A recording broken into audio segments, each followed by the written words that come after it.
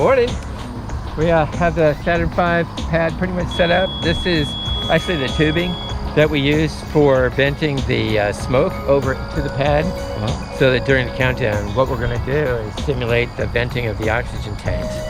During countdown, everything's motorized on the pad, so I'm just going to get ready to go out and test everything, make sure it works. And we're set. We're getting close. This is amazing. Yeah. My scratch built it. I started when was that? Back in 1989 is when I started it.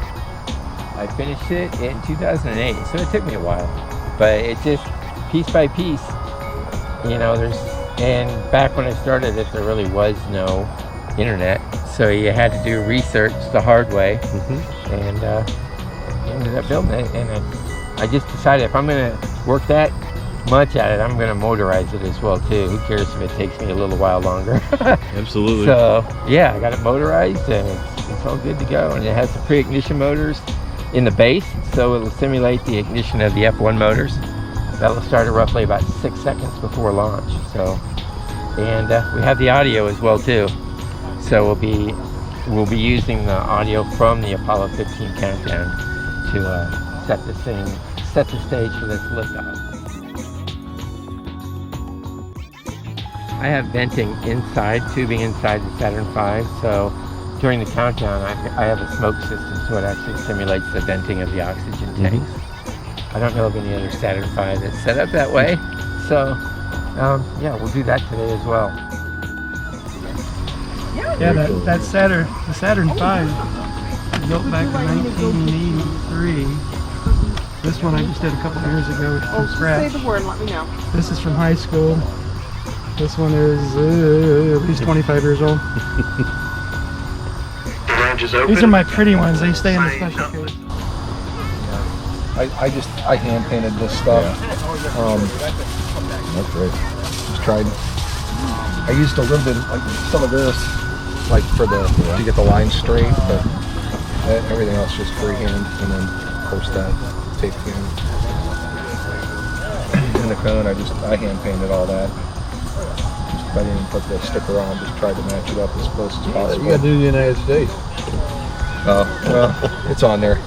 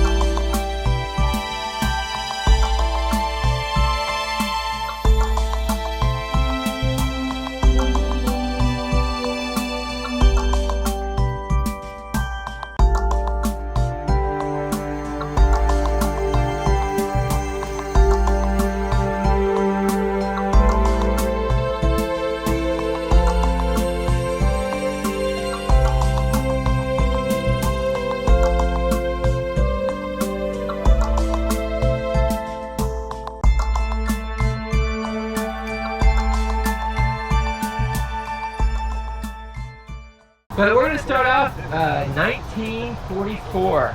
That's when the United States actually developed its first sounding rocket, the Whack Corporal. And the Whack Corporal is over there on the center rack, just to the left of the Saturn V. It was actually an effort between it was a California company and the U.S. Army. The U.S. Army was interested in developing ballistic missiles, of course, but the university was more interested in research. It was launched mostly at White Sands Missile Range, and the missile range actually opened in 1944, same time frame, some coincidence, huh? So this rocket right here is a scale replica of it. It's Aerospace Specialty Products kit that I built, and it's a two-stager. The black part at the bottom is a booster, so it'll get it up, and then it'll stage and head the rest of the direction. So if you're all ready, we'll start the countdown for the Black Corporal. Okay, we are armed, we're ready to go. Sky is clear, range is clear. Going in 5, 4, 3, 2, 1. That was sweet. Okay, next up, we're going to be launching the V2. V2 was actually, it's a German rocket created by Werner von Braun during World War II. It was actually used as a weapon of mass destruction against the people in Great Britain. Not totally accurate getting there, so they never knew where it was going to land. But after World War II, Wernher von Braun came to the United States and brought a whole bunch of his V2 parts with him. It was launched at White Sands Missile Range from 1946, I think, to 1951. And there were so many parts that he brought that all the rail yards between Albuquerque and White Sands were just completely full of flatbed train cars that just had V2 parts on it. Probably one of the most crazy events that happened was in 1947. That's when we attacked Mexico. Yes, it headed south and landed near Juarez, Mexico. We didn't kill anybody, but we sure lifted a whole bunch of people out of a cemetery that it landed in. So, but anyway, this really was the rocket that kind of propelled us to where we were with the Mercury Redstone program. Because Wernher von Braun spent some time at White Sands, but then he went over to Huntsville, Alabama at the Redstone Arsenal. Does that sound familiar? The Redstone rocket, and developed the Redstone rocket that Gus Grissom used during his flight. So we're going to launch the V2. It's on pad number 2, the red one, and its signature White Sands color, the black and the yellow. So sounds like we're armed. Sky's clear. Range is clear. Going in 5, 4, 3, 2, 1. On its way to Juarez. Alright, nice job on that one. And next up is the Little Joe 1. The top of it looks pretty similar to the Redstones because it's actually a Mercury capsule. The Little Joe 1 was used for testing, actually, the escape tower system for the Mercury. And it was flown out of Wallops Island, which is out near D.C. in Langley, Virginia. And the first flight that it went on, there was actually a malfunction. And the booster stayed on the pad, but the escape tower went off and lifted the Mercury capsule with it. So I guess that was a success, right? But we're going to go ahead and launch this one now. It's going up on a C63. Sounds like we're armed. Sky's clear. Range is clear. Going in 5, 4, 3, 2, 1.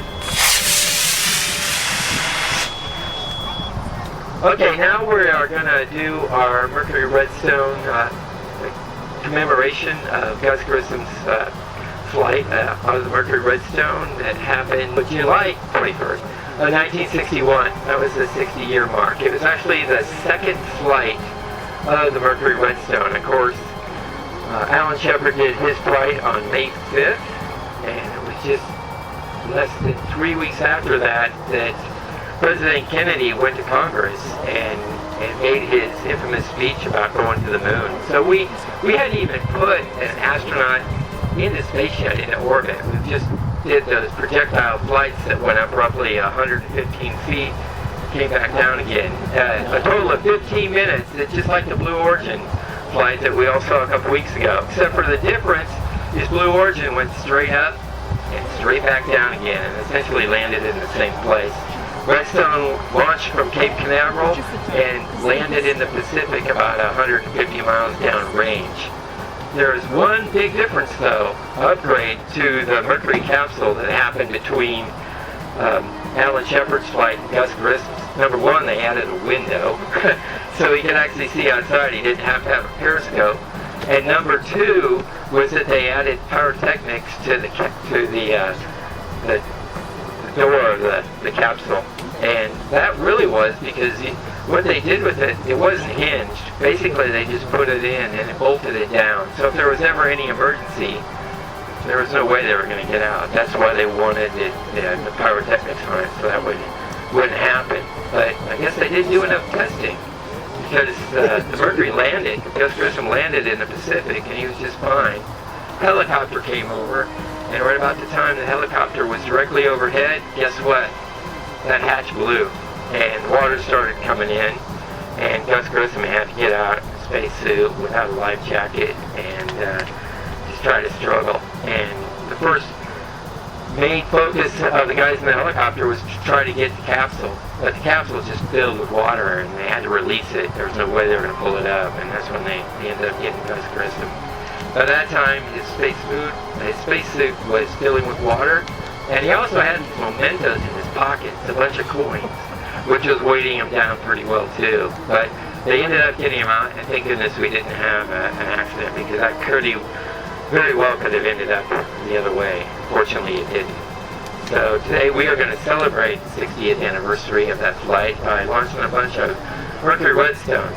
We've got 7 of them here, so what we're going to do is we're going to launch the first one on the red pad, number 1.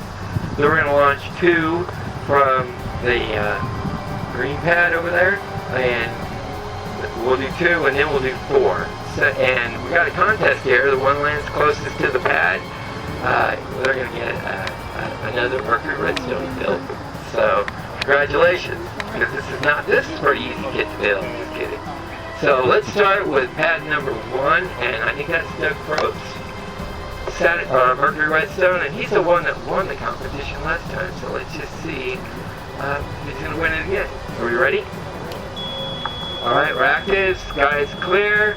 Range is clear. Going in 5, 4, 3, 2, 1. Okay, so we got 1 and 2 now, going up at the same time. Check this one out. Ready? Going in 5, 4, 3, 2, 1. Oh, nice. 4 of them at once. And of course, it's going to be on the far right pad, 3 through 6. Okay. Okay, we're armed. Sky is clear. Range is clear. Going in 5, 4, 3, 2, 1. Whoa! It's gonna be close. That one could be it. All right. Nice job, everybody, who provided the redstones. That was pretty spectacular. Right after the redstone mission is completed, they started working on the Gemini Titan. Actually, Gus Grissom was the astronaut that was chosen to work pretty closely with the folks at McDonnell Aircraft, which is right here in St. Louis. Both the Mercury capsule and the Gemini capsule were built right here in St. Louis at their facility on the north side of Lambert Airport. So he was here quite a bit. And so Gus Grissom actually flew the first Gemini mission, Gemini 3, with John Young. And that was in 1965. It was only a 3-orbit flight. Gus Grissom really tried to politic to make it at least a 1-day, but they said no, this was completely testing to make sure the system worked. And the Mercury capsule, actually you couldn't ignite it and propel it, change orbits, but with the Gemini spacecraft you could actually increase your speed, change orbits, and so Gemini 3 was the first mission actually able to do that. Plus, Gus Grissom and John Young had 3 orbits to test out all of the food that was being developed for these multi-day missions that were going to be Gemini. And so they had a lot of food to eat. But John Young actually snuck in a pastrami sandwich, and about the second orbit he pulled it out and offered a sandwich to Gus Grissom, and he was totally caught by surprise. But they both ate it anyway. It kind of ruined their appetite for eating all that frozen food, freeze-dried stuff. But they got in a lot of trouble after that. Anyway, because I guess there were crumbs floating everywhere. But now we're going to go ahead and launch the Gemini Titan. It's going to be on pad 4 of the Red Rock, and this is a 2-engine cluster C65. You ready? Okay, sounds like we're powered up, and it's going in 5, 4, 3, 2, 1. Nice. It was sold back in the 1970s. And I actually got that Redstone right there as a Christmas present in 1971. So it's had a lot of flights, and that rocket itself is just historic for that, for me anyway.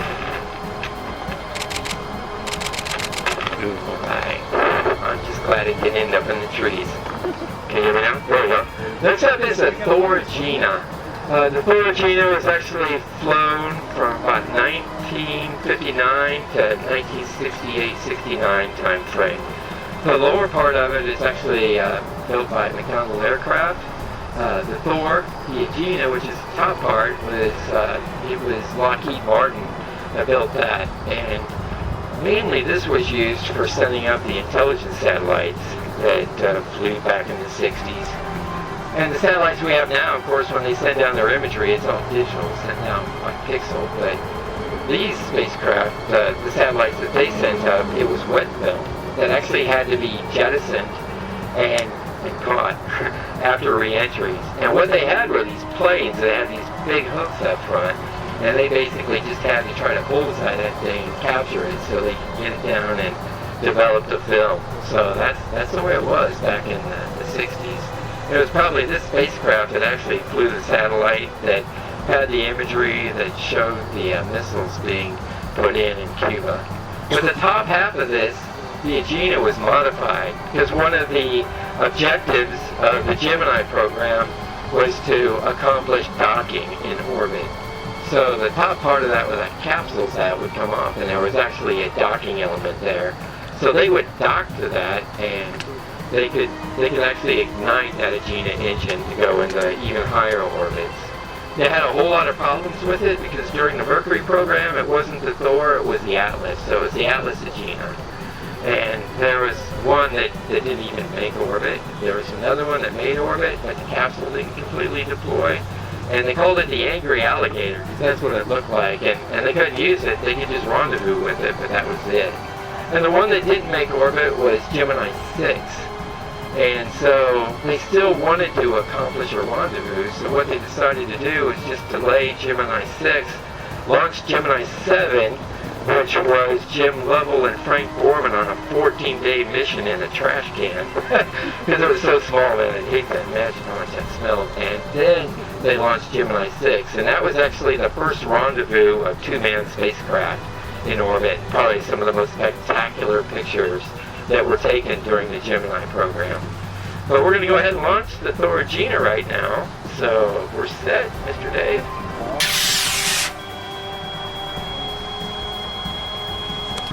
Okay, now last but not least for our history of the U.S. space program before we launch the Saturn V is the Saturn V. The Saturn V was launched in October of 1968, but before that, in January of 1967 is when they had an accident on the pad where they actually lost the lives of 3 astronauts, and that included Gus Grissom.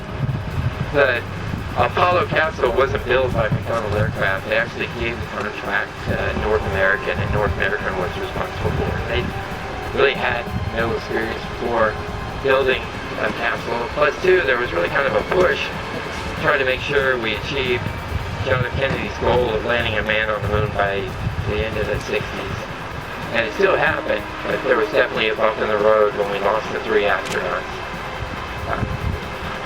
I actually had a friend who worked on the pad. His name is Don McMorris. He worked on the S4B stage, which is a McDonnell aircraft. And he went to the gate to go to the pad that night, and they said, they're dead. And that's how he found out. It was just such a shock, but I think it really focused NASA to really make sure that the Saturn V was, or the Apollo capsule was as safe as possible. Because the issue with it was that the hatch that was developed for the original Apollo actually closed inward. So when they had the fire inside the capsule, there was no way they could have opened it because of the amount of pressure. So after that, they of course changed it to where it opened outside. So now we're going to go ahead and launch the 1B. 1B was also used during the Skylab program. It was the rocket that got the astronauts up to the space station. during the three missions they had there, and it also flew during Apollo Soyuz, the last flight in 1975. 5, 4, 3, 2, 1.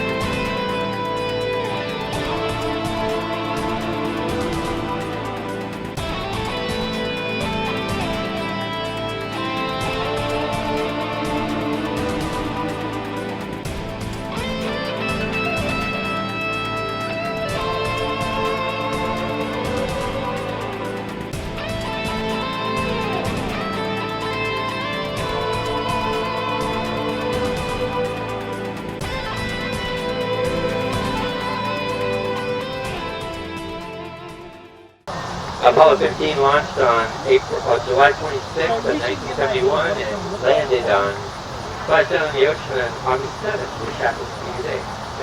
This was the first J mission to go to the moon. In other words, the J mission meant it was totally focused on exploration, both of the lunar surface and in orbit as well too. They had a LSAT, I think is what they called it, which was a bay in the back of the service module that they opened up, and it had cameras and other sensors. So this was the first time that the command module pilot was pretty busy while he was in orbit. That was Al Ward. The two astronauts that were on the moon, of course, was Mike Irwin and also David Scott. It was a multi-day mission. This was also the first one that had the rover with them, so they were able to traverse farther since they had a virtual vehicle to drive around in. They had issues, I think, on the first day. They did 3